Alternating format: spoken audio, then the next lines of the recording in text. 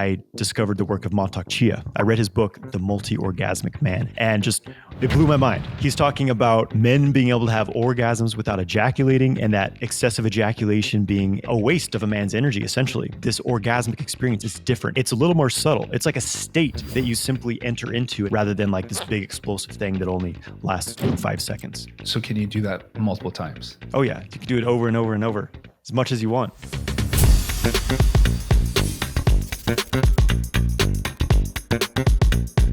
Hello, everyone. Here's another episode of Body Never Lies. And today I have a very interesting guest. I think a lot of men and women will find our conversation today very interesting. It's a topic that is not commonly talked about. Not many people even know that the things we'll discuss even exist or is even possible. So without further ado, my guest today is Johnathan White. He is a sexual kung fu instructor. Welcome, Johnathan. What's up, Ernest? Thanks a lot for having me, man. Looking forward to this conversation. Man, I'm so excited. Before we begin, I just want to tell you, I've been following you for a while. I've been on your newsletter since 2019, and I know there was a period of time where you got shadow banned. We're going to talk about all of that. So I just wanted to let you know, I've been kind of on your radar for a little bit, or you've been on my radar for a little bit. And I'm just curious, tell us how you got into this. Like, what age did you start? Did you have a teacher? Did you read books? Give us some details on how you got into this. Yeah. So in my early 20s, I was developing an interest in Eastern philosophy, spiritual practice. I started with yoga, meditation.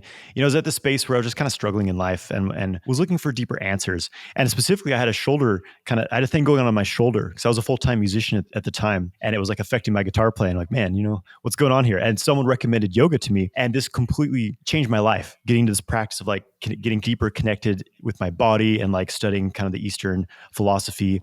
And eventually I got into Qigong, and like daoist practices of energetic cultivation. And something else that was always a strong interest for me was sexuality. And like, I always felt like the experience of sex and orgasm was this sacred thing that I wasn't quite experiencing it at the potential I could be. In what year was it? It was 2013. I discovered the work of Montauk Chia. I read his book, The Multi-Orgasmic Man, and just, it blew my mind. He's talking about men being able to have orgasms without ejaculating, and that excessive ejaculation being a waste of a man's energy, essentially. And I was like, oh shit, like sign me up for this. I tried to practice from the book. I got some results, but I was like, I need a teacher for this. And I ended up finding a man named Michael Wynn, who was one of Montauk Chia's early students here in the United States. And I went to his summer retreats to study with him. I learned, Qigong, Taoist meditation, opening the energy channels of the body, some esoteric stuff. And of course, he teaches the sexual cultivation practice.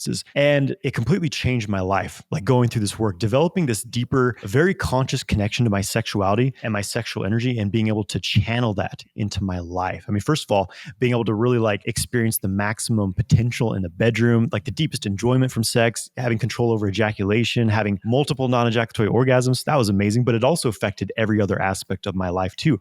I felt more confident, my energy levels, my creativity. I just became very driven in my life. It's like I had the tools to just like, to kind of get high 24/7 on the life force, on chi, to just feel good. I had a lot of like addictive patterns, substance abuse in my teenage years and early 20s. And I just completely let go of all these things. It was like, this is it. This is like how to live in balance and harmony, doing these practices. And in 2017, I was back in North Carolina where I live now, studying with Michael. And I just had this like sense of like the world needs these practices. There's not a lot of people sharing this stuff. And like, I need to share this with the world. And I came home from that. I started my YouTube channel, started just like sharing this work with people. And, it's been an amazing journey. I ended up doing it full time. And so that was, I'm 6-7 years into teaching sexual kung fu, and it's been an incredible journey. Let's slow down for a little bit, because you just dropped a lot of bombs on people. And I think a lot of men, when they hear multiple orgasms, they're like, what? Like, what is he talking about? He's crazy, right? So I had a similar experience. I found Montauk Chia's Multi-Orgasmic Man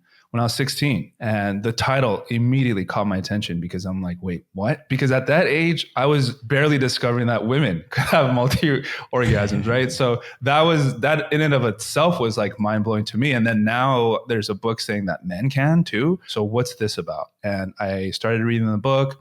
I could understand the concepts. I could understand what he's talking about, saving your vital life force energy. Because every time you ejaculate, that's vital life energy escaping your body, right? As a man, when, for men to procreate, so women have an egg and we have our sperm. And when we create life, our sperm comes out of our body, and that's what creates life. And that vital life force energy can, like the book describes, just imagine how much power is in that sperm that comes out of you. And so that made sense to me conceptually. And then the practices that he describes, I couldn't get it for years. I practiced for years and years. I didn't have a teacher like you, but I tried because the concept made sense. But, at 16, how do you really practice your breathing and learning your body to control and not ejaculate? So I started at that age. But I want to ask you, did you have a similar experience? Like when you first read that Multi-Orgasmic Man, what was that like for you? And what are your thoughts on that? Yeah, good question. It was challenging because I found the book very inspiring. There's all this information that was just brand new to me. And I was like, all right, I want this. But trying to do it was a whole different thing, especially I think because there wasn't a lot of like detail on like what's supposed to happen like when you're ejaculating. What does it look like? And it kind of sounded like from the book that you hit the point of ejaculation and then like redirected into this other type of orgasm. So there was a lot of loose ends, right? And so at best, what I did experience from the book was I remember I would practice like self-stimulation. I would masturbate and I would not ejaculate. It teaches the big draw exercise. You like squeeze everything, flex your muscles and suck the energy up your spine. So I would do that at the end. And I remember the first time I did this and like I walked away, it's like hands off, not ejaculating, went about my life. And, as a musician at the time, I was out playing in this club place. And I felt this like confidence and this like, just this like juicy energy. I felt that like orgasmic energy I had been stimulating. It was like still in my body. And I felt different. I felt much more charged and people were responding to me much differently. And I was like, ooh, this is what it feels like to hold sexual energy in the body as a man instead of just discarding it. This is really what led me to practice Qigong because the book talks about the microcosmic orbit. I'm like, well, how do you open this thing? Like, what is that? And I started practicing Qigong as exercises to open up the energy channels of the body to clear a pathway so that orgasm can move somewhere else. And that for me was one of the biggest keys to being successful with this was like having that kind of like other practice. Yeah, I had a similar experience too, where practicing it. So first of all, at that age, leading up to that age, masturbating was like quick. Right. For a guy, you just reach orgasm really quick and you get that release. You're like, ah. But that book taught me to slow that down. And it was the first time in my life where the concept or the routine of masturbating was different. It was slower. You were feeling the energy. And that was the first time I started feeling the chi and energy in my body. And that also led me to experiencing meditation and Qigong because I started practicing that as well in a much more tangible way where, oh, this is what chi is. This is what energy is. You could actually feel, I think sexual energy is one of the easiest ways to feel energy in your body. But I still couldn't get to the point of multiple orgasm. I would still end up ejaculating or, he talks about a technique where you push down, between your testicles and your anus and you hold that point in so you don't fully ejaculate. You have an internal ejaculation sort of. So I got to that point. My question to you is explain to people out there, what is a multiple orgasm look like for men? So first of all, this concept of like non-ejaculatory orgasms, for a man, there's orgasm and there's ejaculation. They just happen to occur at the same time. It's like nature's reward for procreating, right? So here you get an orgasm. But what most men don't realize, because we're kind of conditioned to just have one type of sexual experience from ejaculation. What most men don't realize is you can separate these two things out and that you don't have to ejaculate in coordination with that orgasm. I guess this is where it gets a bit more complex because there's different types of non-ejaculatory orgasms. And the most common one people are teaching, and what that book was kind of suggesting, was that you're using the pelvic floor muscles to squeeze once you get really close or hit the point of no return. And so you go into this physical genital orgasm with the spasming of the prostate, but that squeezing holds the fluid in. And it is possible to do that. I was able to do that method, but there's different types of orgasms. The daoist methods, some of the other methods I learned involve basically, instead of keeping that buildup localized to the genitals, that buildup towards ejaculation we're all familiar with, basically you start to open up this pathway in the body. So it's like the nervous system information can spread more so that you feel pleasure in other areas.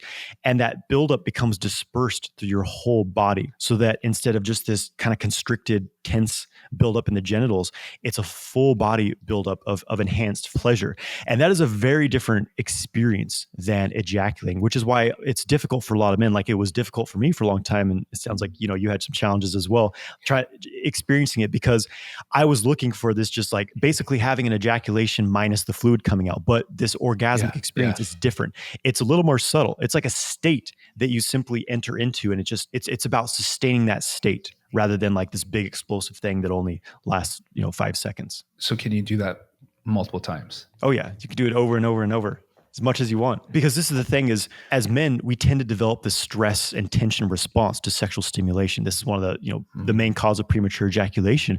And it's also the cause of only being able to experience an ejaculatory orgasm, because the ejaculation is basically a tension response. It's a function of the fight or flight, a portion of the nervous system, the sympathetic. And so basically, when you can transition into a relaxation response to sexual stimulation, and some simple ways to do this are breathing deeply from the belly, and noticing how you want to contract the pelvic floor muscles, but you relax them instead, which is the opposite of what that book recommends. And a lot of other teachers say, do Kegels, squeeze, that's how you hold it in. But from my experience, it's a lot more effective for men to just allow this deep relaxation, and you allow the sensations to spread throughout the body, and you focus on that. That leads to this incredibly heightened state of pleasure that can build up in a subtle way, but it can be eventually more powerful than an ejaculation. I want to discuss, what are the benefits of doing this and, the pros and cons. But before we get there, everything you just described, I'm sure the women listening are probably wondering, does it feel different for them? Can they notice it? How does this affect a relationship between a man and a woman intimately if a man is able to control himself in this way?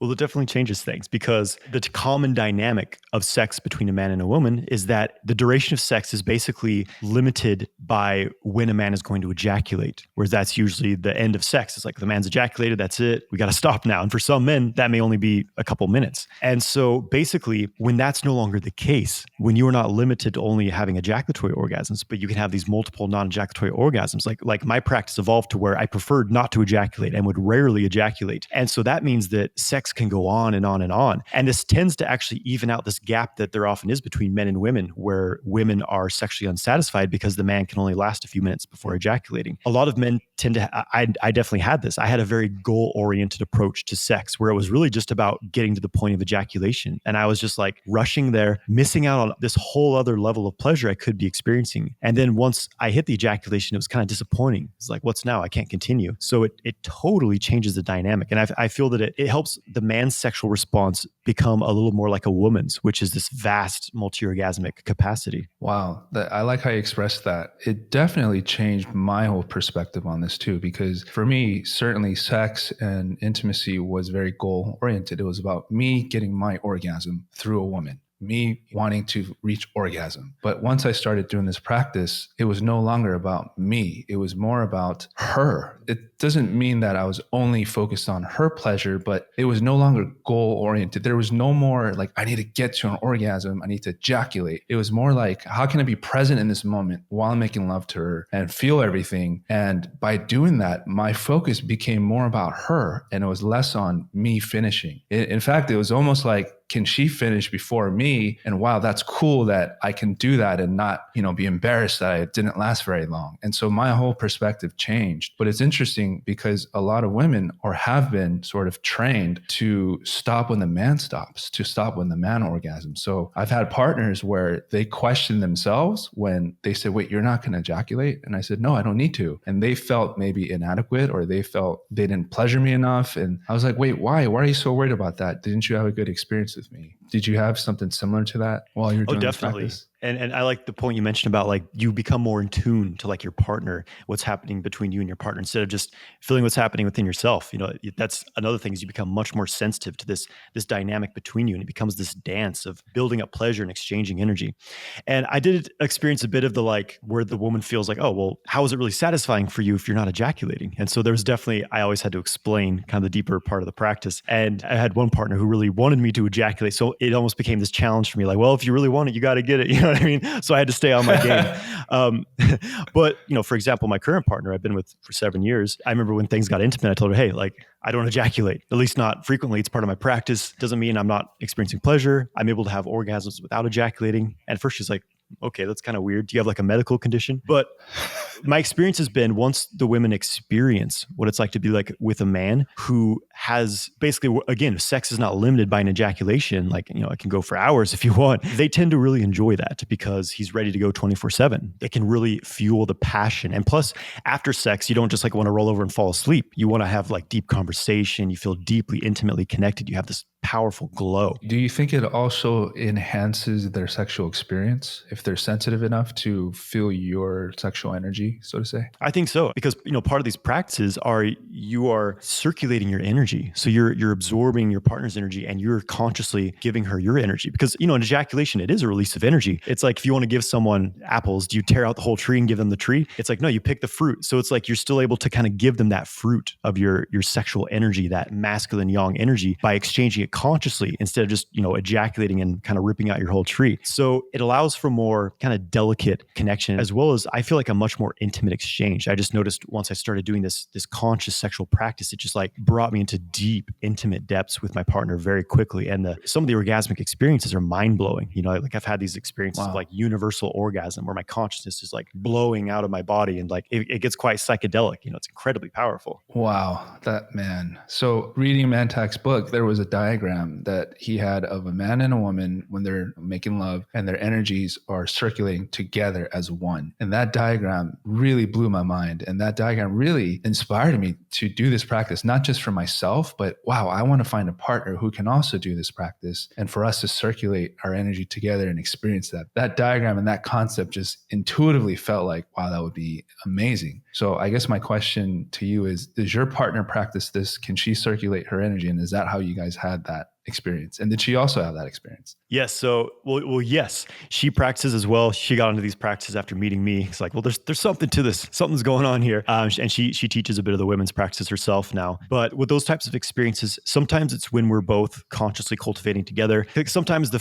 feminine element is more just like not trying to control anything or like kind of manipulate the flow of energy, but just surrendering to what's there. Whereas me as the man, as the masculine, I'm kind of leading, guiding the energy. I'm grounding into the earth. I'm bringing in this cosmic energy. And she's just kind of like in deep surrendered receptiveness. So it can be both, because we often have these periods of time where we are consciously circulating, like kind of coordinating the circulation of energy between our channels together. And then sometimes we're just letting it be freestyle, or maybe I'm doing a bit more of the circulation myself. So it varies, but it gives you a lot to play with, and it's very healing. There's so many amazing things you can do with these practices with a partner who's willing to do them. The healing, yeah, the healing is very interesting, because I think when two partners can connect on a deep level like that with each other and stay present, you can heal through a lot of things, whether it's emotional, whether it's relationship problems. Being able to come together intimately like that on such a deep level, I think can be deeply healing. Do you think it's easier for women to practice this than men? Do you think it's more intuitive for them to be able to tune into their bodies and circulate their energy? As far as that aspect of practice, definitely, because one of the like dynamics, almost like physiologically, is that for a woman, her sexual organs are internal. They're inside of her body, so to speak. Whereas a man, sometimes our penis, it feels like this thing that's kind of just, it's out here. It's like out here hanging out. So we almost have this more external feeling of it. Plus being used to ejaculating, we're used to this outward flow of energy. Whereas a woman's orgasm is a natural, it's kind of an implosion. So I think it is easier for women overall to connect with like the circulation and the deeper embodiment of it. Whereas men, it could be very difficult for some men to overcome a lifetime of, this outward, basically just sending their sexual energy outward. However, one of the challenges for women is a lot of the shame and like some of the terrible things that have been done to women historically, and just the shame around sexuality and things like that. So that can be one of the challenges for a woman, is to step into this, like removing some of the layers of resistance to sexuality and their own sexual power, which I think it's true for humans in general. There's so much shame and like negative conditioning around sexuality. Everyone has their challenges. Yeah, that's a good point, because I think some women who have that shame, or maybe even, abuse or trauma in the past, can't really connect and can't really feel into their bodies as well as maybe someone who hasn't had that trauma. So yeah, I guess for men and women, we each have our challenges in doing this practice, but it's very doable, wouldn't you say? For, Oh yeah. Is it doable for everyone, would you say? 100%. It's just a matter of doing it. It's a matter of taking the time and having the dedication to do the work. It's about consistency and practice. So yeah, let's talk about men. Let's go back to us. For me, since I've been doing this practice, I feel very passionate about sharing this. This is why, I invited you to talk about this. But I also feel like it's almost a necessity now, for me at least, because the changes that's occurred from having that energy, the way I describe it is like virility. Like you have this energy for life. And, I have more ambition, more energy. I have more clarity, more focus. I just feel more, I can harness more of this masculine energy. What do you think is important, or do you think this practice is important for men, and what are the pros, I guess, for doing this? I think it's essential for men because we live in a kind of an age of overstimulation, over expenditure of our energy as well. Like our nervous systems are just bombarded by information, stimulation from electronic screens. There's a lot to do, a lot of stressors, and we tend to just scatter our energy around. And also the availability of porn. Like there's like 10-year-old kids who are addicted to porn now because it's just pretty much anyone with a smartphone, a computer can be on a porn site in like 5 seconds. And so we're programmed to recklessly spend our energy, but we're not really taught how to build it back up. And so that's the biggest benefit of this practice for a man, of basically managing ejaculation. It's not that you can never ejaculate, it's just understanding that it's kind of like spending money. If you're reinvesting in your account, if you're saving it up, you can spend some. But if you're just spending recklessly, your account's going to dry up. And so when a man stops ejaculating recklessly, like for me, I remember the first time I went a week in my early 20s, I felt so much more driven. I had so much more just like this, just this raw like drive. My testosterone was higher libido, and just this ambition to go and do things. Because one of the things is like constantly ejaculating kind of brings this like satiation, this overly like feeling excessively satisfied, and it kind of brings this lethargy and this like, what's the point? I got my quick fix. But when you start to build up that energy, it's this expansive yang energy. It wants to move. It wants to be put into projects. Like you can't really practice semen retention as a man and just kind of like sit stagnant in your life. Like it drives you to do bigger things. Otherwise you kind of go crazy. That's what I found. It's just this like, it's an amplifier is what it is. It's like throwing gasoline on a fire. It just boosts your productivity, your creativity, your everything. It's amazing what happens when you start to do this work. I want to talk about porn a little bit, because there's so many facets to the dangers of porn. And one of the facets I've seen in friends and people I know, and even some of my patients, is that they get into this habit, this vicious cycle. So let's say you're a guy and you're now addicted to watching porn, and you're single, you go home after work, you watch porn, you ejaculate. Now your motivation for putting yourself out there to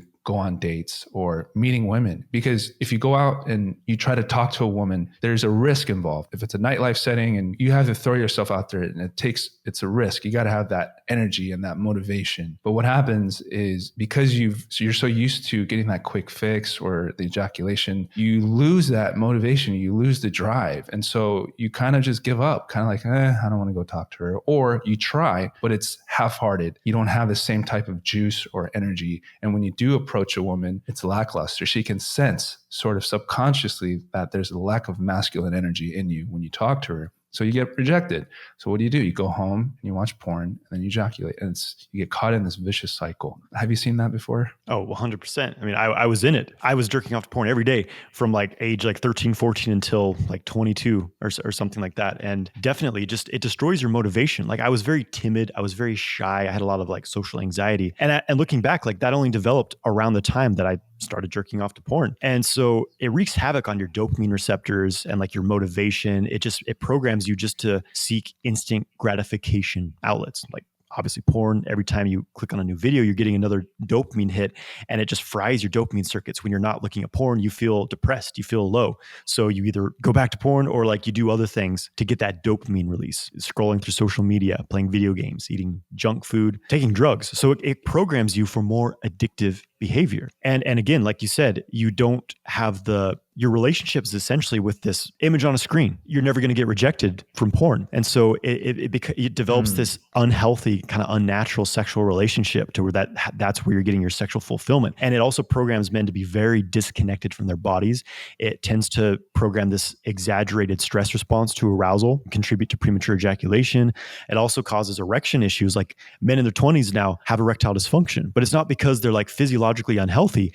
It's one of the main reasons is porn, because the brain is programmed to have this exaggerated stimulation from porn. Like, okay, there's a new face, a new body every 5 minutes.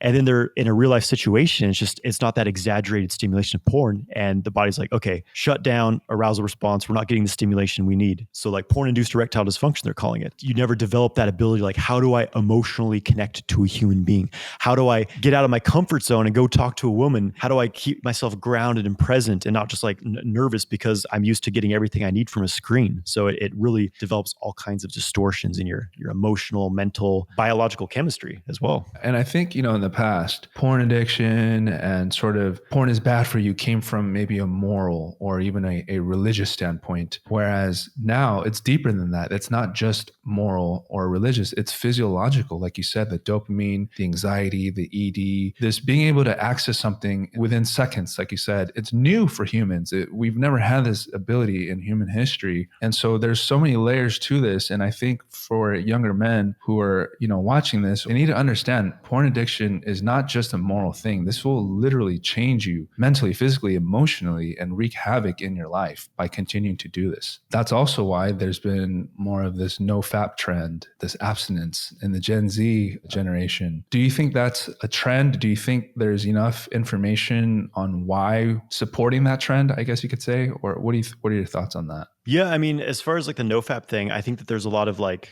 good intentions and a lot of good information. For example, they understand just the damages of jerking off to porn excessively. Like you said, for me, it's not a moral issue at all. It's like, whatever you want to do, that's fine. But it's physiologically, it's harming your system. If you want to have a balanced, healthy sexual relationship with real people, it makes it difficult to do that. But then, yeah, the nofap thing, for example, there's a lot of good information, a lot of good intentions, but there's also still kind of a lack of understanding. For example, I've worked with a lot of men who are in nofap, and it almost develops this shame around sexuality as well. Like it's wrong to masturbate. It's that kind of similar shame and guilt of like, don't ever touch yourself. It's wrong. And like I was working with a guy who so heavily wanted to suppress his sexual desires and to never masturbate again that he completely lost his sexual function. He couldn't get aroused. He couldn't get erections. He got his blood levels checked. His testosterone was normal, but it's like he just shoved this thing in the closet so hard that it succeeded and it never came out again. So for me, it's about finding a path of balance. I'm very sex positive. I'm very like pleasure positive, but it's like, how do we do that in a healthy way that's not going to like damage or create these like weird addictive impulsive behavior? And that's why I love daoist philosophy. It's the path of what's natural. It's what's in harmony for you and your environment and your relationships with others. So it's like taking this natural force of sexuality and using that as a way to improve all aspects of your being. So I think it's great that there are modern movements becoming aware of the importance of our sexuality and the implications of it. But sometimes it's still like there's more education needed. There's deep layers to all this stuff. Yeah, I've never heard of these no porn, no fap. People who talk about it also talk about the daoist or, the energy aspect that we're talking about. Or if they do, it's very brief or they don't go in depth. And I think that's so important because when I talk about this with my friends or even with my partners, they always ask, why is it bad to ejaculate? Because we're taught in school that it's normal, it's natural, and maybe even encouraged through porn, right? So they don't quite grasp why ejaculating can be harmful. How do you explain that? For me, I mean, one of the most obvious things for me is I always ask someone, okay, think of the last time you were having sex or self-pleasure, whatever, very close to ejaculating. You're not there yet. It's right before then. How do you feel at that moment? There's this maximum arousal, maximum just like, oh yeah. There's just this quality of expansion of your energy and you feel alive. You feel fantastic in that moment. And then you go over the edge into ejaculating and that's pleasurable. It's intense. But then how do you feel afterwards? It's like, you feel like satisfied. Absolutely. But like, is there the same level of like spark of like excitement and passion? It often feels like you've lost something. Like I remember this was something that really drove me to these practices was I always felt disappointed after ejaculating. I was like, I feel like I missed something. I feel like there should be something more. And the older you get, the more intense that refractory period becomes. So it's just like looking at like, okay, clearly something's changed. Something's been lost there. And there is like physiological things like the body releases prolactin, a hormone after ejaculating, which suppresses your testosterone levels and it makes you feel lethargic. And when you're ejaculating every day, over time, the prolactin becomes higher and higher, and this can cause erectile dysfunction. amongst other things, because it's like the body's way of defending itself. Okay, not too much sexual activity there. So just looking at it this way, it seems very obvious to me that you've lost something by ejaculating. I definitely can resonate with that. For me, growing up in a traditional Orthodox Christian upbringing, for me, the moment of ejaculation, there was shame, there was guilt, there was disappointment. It was, you go from 100 to 0 real quick. It's the opposite, right? Since doing this practice, I don't feel that. And even when I do ejaculate, which is not as frequent, like super rare, I don't feel drained. I don't feel disappointed because I still have a lot of energy in my body that I'm storing and harnessing. How often should men ejaculate? I know there's a lot of different opinions on this. What are your thoughts? Yeah, I think there's a lot of factors here.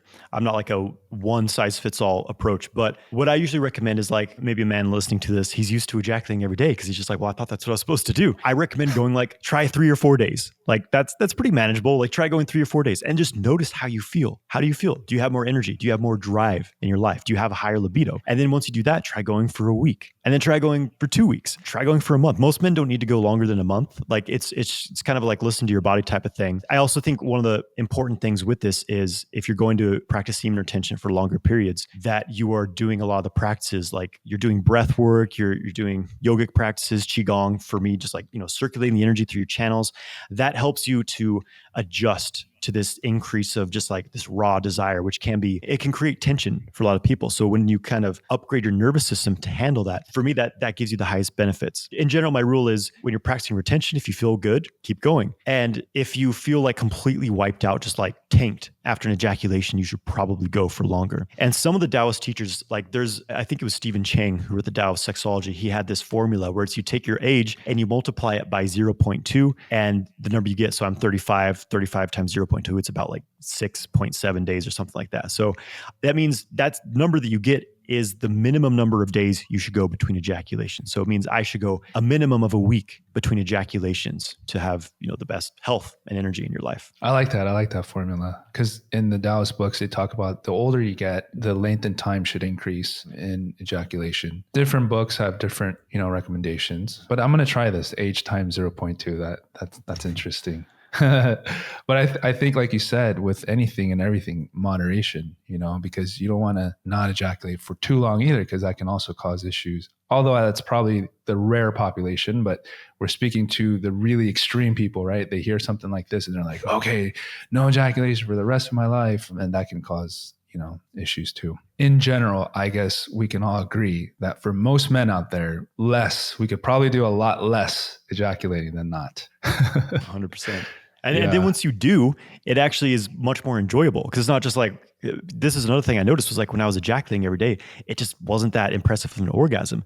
Then once it had been like 3 or 4 weeks, it was like, wow, that's an intense orgasm and it felt more satisfying. Right. And you know what, for me, even doing this practice, there's this part of me that I don't like feeling drained now. I love waking up and I love feeling like I have this energy and motivation and this like, woof for life. That's what keeps me going. I guess for people listening, and I'm sure there are people who are familiar with this practice and there's various stages in practice, I would say just keep listening to your body and keep trying this out and really feel that your body is really what's going to tell you, right? It's going to tell you the more in tune you become with your body, it'll become natural. In the beginning, this used to be a struggle for me. Like I told you, I started this at 16 and it took me probably 10 years to really understand this. In those early years, it was just a struggle of like not ejaculating. There was so much anxiety about it. And I would ejaculate and go, oh my God, I messed up. I didn't do the practice right, and over time, I realized it's okay. Even if that happens, you go over the edge, that's okay. It's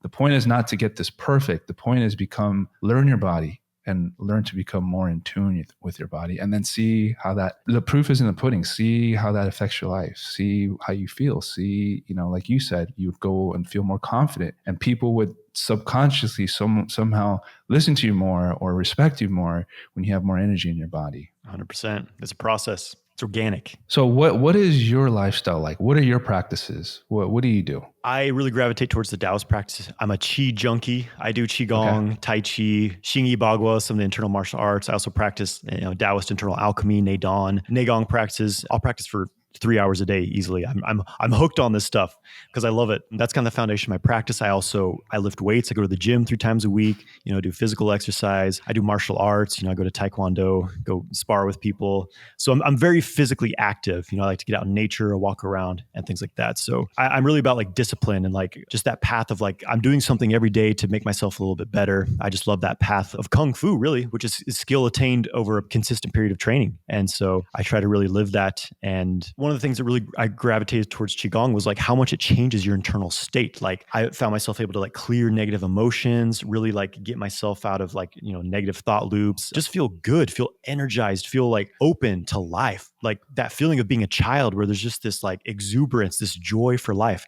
I really reconnected with that once I had a strong meditation, internal energy cultivation practice. So I'm addicted. I can't get enough of it. For people who don't know what Qigong is, can you briefly explain what that is? Yeah. So Qi is life force, like prana, subtle energy, and Gong, as in Gong Fu or Kung Fu, is a discipline or skill. So it's basically the skill in cultivating life force. And what this involves is basically it's similar to yoga. It's mind-body exercises. Kind of stereotype is like an old person in a park slowly moving their arms around, but it's just a way of connecting with the energy that flows through the meridians, through the channels of your body. So it basically gives you a tool to manage your life force, to charge your battery up, and to free the body of obstructions. We carry these blockages in our bodies, like from past traumas that didn't get processed, negative emotions stuck within us. And when you get your energy flowing through your body through practice like Qigong or yoga as well, it starts to release these blockages and you release these old resentments, these old fears, anxieties, and you feel more open to life. So it's a very practical tool to like take your health, your mood, your happiness, your spiritual cultivation, to take that into your own hands instead of relying on someone else. What would you say is the difference between Qigong and Tai Chi? I would consider Tai Chi to be a form of Qigong because Qigong is a very broad term, much as yoga is a very broad term. Qigong just means cultivation of energy, basically. Whereas Tai Chi is a very specific sets of exercises. They're more intended. I mean, it's difficult to say what they were really intended for, who developed them. But now it's oftenly approached as more of a martial art that incorporates Qi. So basically you build this like density in the body of Qi to where you become like a spring. So if someone pushes you, it actually like pushes them off of you. So I would consider Tai Chi to be like an advanced form of Qigong. And when you're doing these practices, do you feel the energy in between your hands? Do you feel like you're, when you do the ball, can you feel it in your hands? Do you feel like you're moving the energy in your body as well? Can you describe a little bit more about that? Oh yeah, it becomes very tangible. It wasn't like that in the beginning. When I first did Qigong, I just felt like a little bit of a buzzing in the hands. But what I noticed was that I felt really good afterwards. But now, I'm 10 years into my Qigong practice. After a few years, I started and studying with certain teachers who really taught me like how to really pressurize and thicken the energy. I started to really feel it, of course, in my hands first of all, but then like up my forearms, and then my legs started becoming charged up. Then I felt my Dantian, the belly energy center, and then like the microcosmic orbit pathway. To me, it feels like Qi feels like a hydraulic fluid that's like, it's thick and it's viscous. It's like buzzing and electrical and hot. It's this very tangible, almost physiological thing that I feel now. It feels amazing. And do you do any type of sitting meditation or any other practice? I know you said you used to do yoga. Do you still do yoga, or is it just all Qigong now? I still do yoga. I do kind of an evening practice of yoga just to keep my body flexible and open. I have a strong, sitting meditation practice as well. What have been the benefits for you aside from the physical well-being? How do you deal with stress? Has this helped with? Have you had anxiety before? Like, what keeps you doing this? Every day. Why haven't you stopped? It became a tool for me to, first of all, really like polish and sharpen my mind, because these practices require focus. To do Qigong, effectively, you can't be thinking about your grocery list, thinking about what that person said to you. You have to be in the here and now. And I've really gravitated toward these types of activities to where it's like, you have to stay so engaged with what you're doing that there's no room to think about anything other than what's in the present moment. So it develops powerful presence. And it really affected like how I interact with others. Like, again, I used to be a really shy, timid person and like just really like tensed up and closed down, especially in public. And now anytime I'm in like maybe an intense social interaction, a conflict or a sexual passion, I've used what I've learned in Qigong and internal training to just like relax, open myself up and to sink intense feelings down. So instead of tensing up and resisting them, I just allow myself to feel it, ground it into the earth. And it's helped me have a much more organized and focused mind. I'm running a business and there's a lot of things that need to be done, but I find myself just always having this like creativity and this better problem solving ability, being more comfortable taking risks in my life and things like that, just having this adventurous spirit. So I really feel that it's benefited every aspect of my being. And you're talking about anxiety. I used to suffer with anxiety a lot earlier in my life, depression, all kinds of things. And this just like totally cured it for me, just getting my energy in balance and like having this ability to tune in when I am feeling something negative and just like really get clear on like, where's it coming from and how can I let go of this? So now this practice, does it feel like a practice to you, or does it feel like just a part of your daily routine? Can you go days without doing this? I very rarely go days without it because it is definitely just a part of my routine. There's periods where, I say I practice 3 hours a day. That's average. Just because I've kind of integrated that as part of my lifestyle. I see myself as a full-time cultivator. It's what I want to do. I want to go deep into these arts. But, there's periods of time where I'm more busy. I'm more focused on my business. I'm traveling where I'll just like, okay, can I just get an hour in? How can I make that the most impactful hour of practice? So it's a lifestyle. It's something I genuinely enjoy doing. Like if it just feels good for me to do it, I don't have to force myself to do it, though I did in the beginning. And it's a practice as well. And it's a discipline. It's just something I'm dedicated to doing as well. You've definitely inspired me with the 3 hours, because I'm doing about 20 minutes and I don't think that's enough now. I do 20 minutes in the morning and now I might add some at night because I run a business as well, and I naturally have a lot of anxiety. I always did as a kid. For me, if I don't do this, my life, I can feel it in my life. I feel myself getting more stressed and my sleep is bad. Just it affects me and it's crucial for me. And I think I need to take it up a notch even more as we live in this, technologically demanding, fast-paced life that just seems to only increase. I feel like these practices also need to increase to counterbalance that. 100%. I mean, that's how I was. I started with 15, 20 minutes a day. And then I was like, I love this. Let me add a little bit more. Then let me add a little bit more. And then, oh shit, I'm practicing 3 or 4 hours a day. So again, we live in this age where people need these practices more than ever. You can live a busy lifestyle. You can live, a stressful life and manage it with these tools. So it's just about, balancing things 100%. Before we wrap up and before we get into how people can learn from you, and before we get into all that, I want to ask you a little more intricate personal questions because I feel like people want to know. So I'm putting you in the hot seat. You ready? All right, I'm ready. What does your sex life look like? Do you masturbate? Do you, like, for someone practicing this, what does it look like? And I'm not saying that this is how it should be. Obviously everyone's life is going to be different and we've already talked about what feels right for you, but I'm sure people are curious. What does it look like for you? Like, when you're making love, can you describe a little bit more so people can get an idea of what it's like to practice this and have this lifestyle that you do? What does intimacy look like? Can you give us some examples?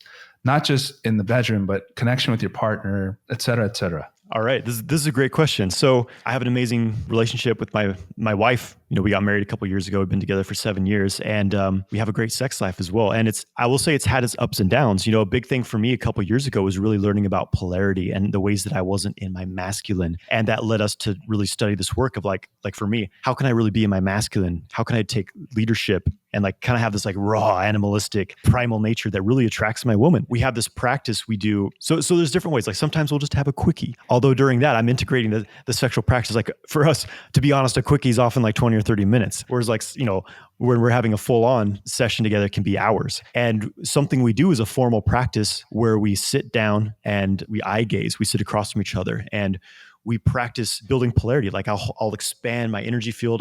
I'll lead the breathing and I'll just like hold my awareness, filling up the room with my presence. And I'll kind of guide my partner into, okay, what are you feeling? Like what's going on with you today? Because for a woman, getting into her feeling nature and being able to feel and kind of resolve tensions internally really helps her open up to her receptive feminine nature. When we're making love, sometimes, most of the time I'm like circulating the energy. We may pause and have like passive moments where we just breathe, just connect. Maybe we have like an intention, something we want to manifest, we focus on. We'll just like circulate our energy together. There's different tantric, daoist practices we'll integrate and then go back to some more active lovemaking. I do still masturbate sometimes, self-cultivation, as I call it, because first of all, it's been a major tool for me to like learn different nuances of the practice. I like to experiment. I've developed a lot of my own path with like these techniques and how they work, like how to bring energy to different areas of the body. And a lot of that I've learned from just experimenting in self-pleasure because there's no like pressure to do things in a certain way or perform. So I'm just like, let's just have some fun. Let's just play with the energy. And it's a great way for me to really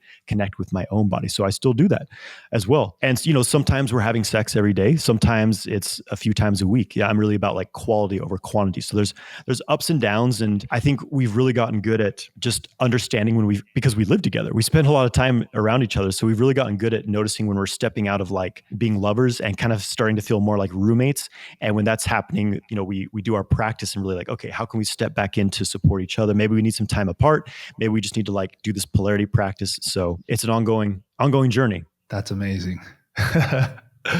That's goals for me. That's goals. I want to attract a partner like that I can do those practices with as well. Before we talk about your workshops and what you offer, do you also offer couples workshops or couples retreats or something like that? What you just described sounds like, people can learn from that. We're planning on doing some couples events this year. I haven't done it yet in person, but there's demand for it. So we're planning our first couples retreat this year. So I'm pretty excited for that. So how can people get more information on that? Getting on my email list would be the best way. In my social media, I have a free ejaculation course for men. By signing up for that, you will be automatically on my email list. What courses do you offer? So if someone listening like, hey, I want to learn this. This sounds interesting. I want to change my life. How can you do that? So I have several online courses on my website as well. There's like some more introductory level programs. There's a male sexual mastery, which is a great starting point for men.